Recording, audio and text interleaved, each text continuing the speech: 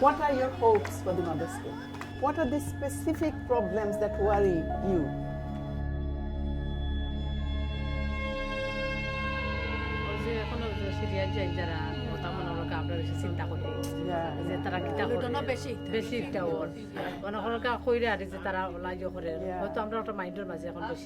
All of you are worried about Syria. The children, without telling you, may go over to Syria. So yes, I agree with you. For sustainability of peace across the world, women have to play a very, very important role. And who else can do it better than mothers, because they protect their children from their very childhood. And Mother School, to me, it empowers family. When women are empowered, the family is empowered. So it's all about empowering women. Stronger the family, safer the children. Yeah. How many of you are close to your children? MashaAllah. It's everybody. So everybody is close to the children. Yeah. But you are worried. You are all concerned that from outside influences may come. But at home, who are the people who can keep them safe? Mother. Yes. Mother.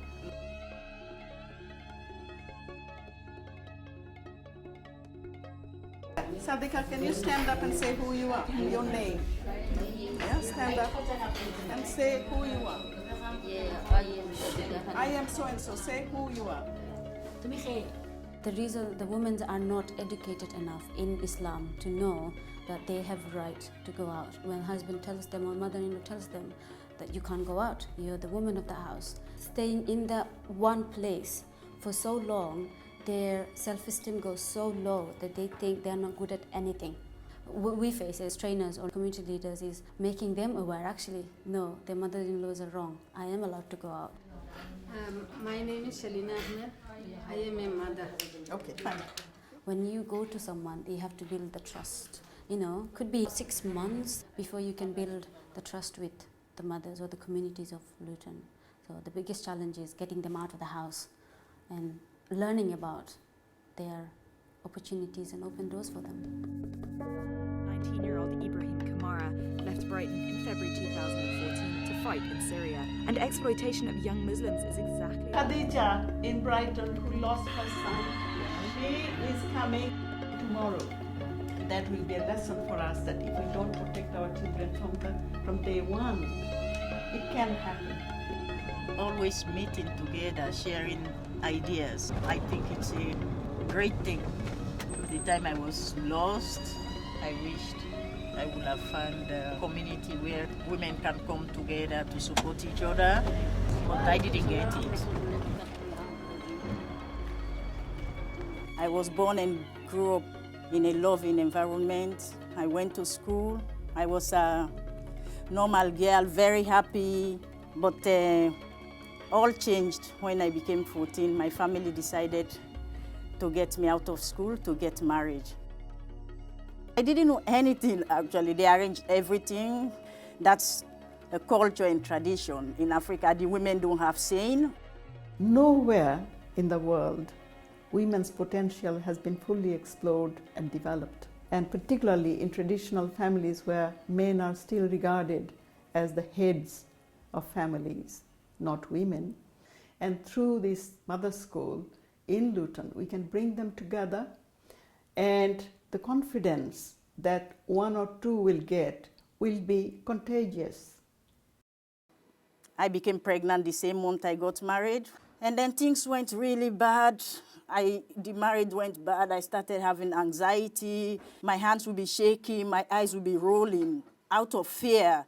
The whole 15 years of marriage was 3 times of physical abuse, but the rest was mental. And one night I remember writing in my diary that I wish I will die so I will not feel this way.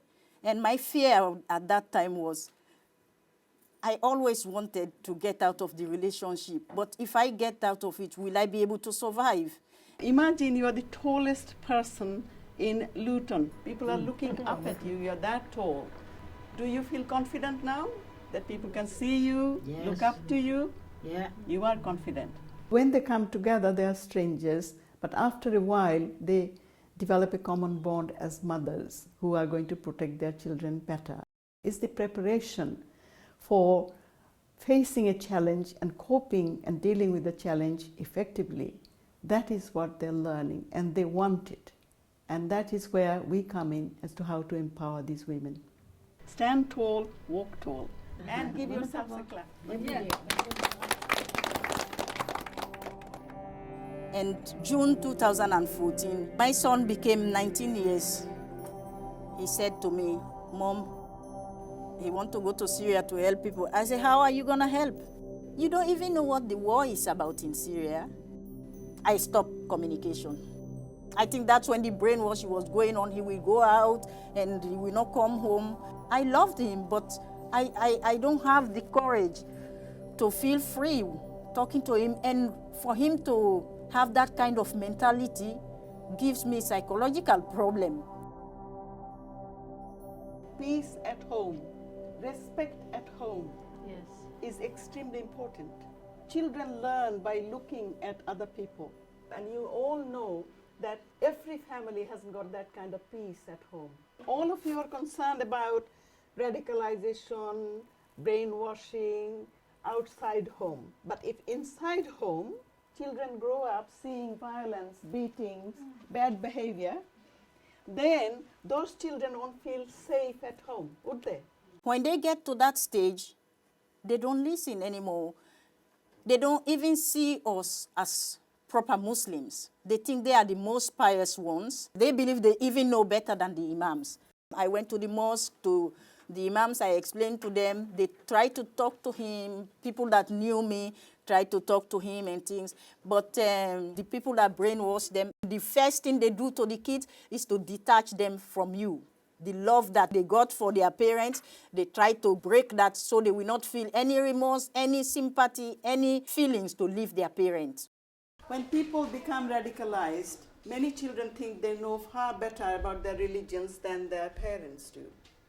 That becomes a problem, because even in Khadija's case, the son who changed, he thought the mother was not a good Muslim, but he was. You see? And my daughter said to me, same thing.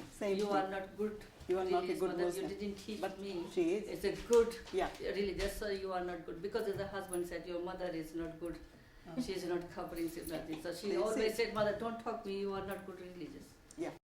The 2nd of February, he called me around 11, 12. He said to me, Mom, I'm in Syria. I turned the phone off. And then he called me again. He said, Mom, did you hang up on me? I said, yes, don't ever call me.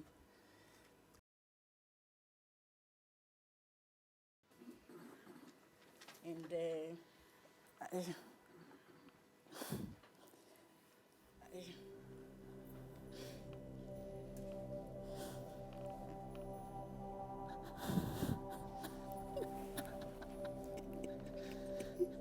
I'm sorry.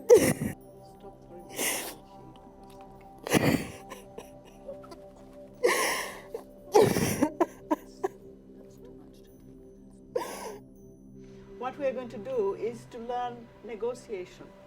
Negotiating skills are very important skills, because first of all, you listen, you learn, and then you negotiate.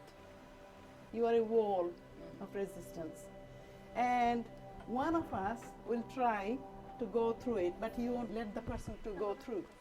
If I speak from experience, in a normal Bangladeshi household, the woman is the one who does the cleaning, the cooking, all that. If you put 2 teenagers or 2 kids there, obviously the mother hasn't got the clarity in her mind to speak to the children. They would have said, oh, I'm just a woman.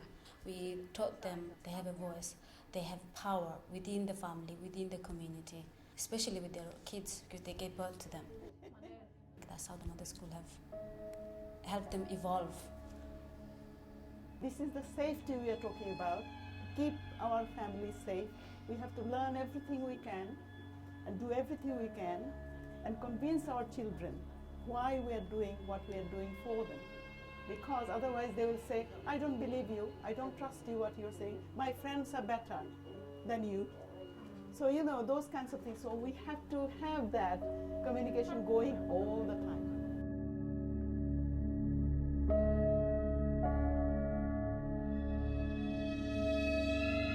तो आपने बताया था कि बच्चों के सामने बात करो तो फिर वो कॉपी करते।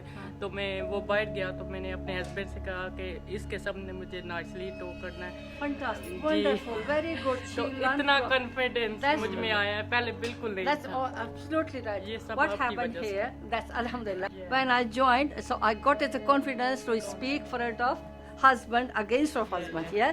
So she said, please don't shout front of my son because he is losing my respect and he learn.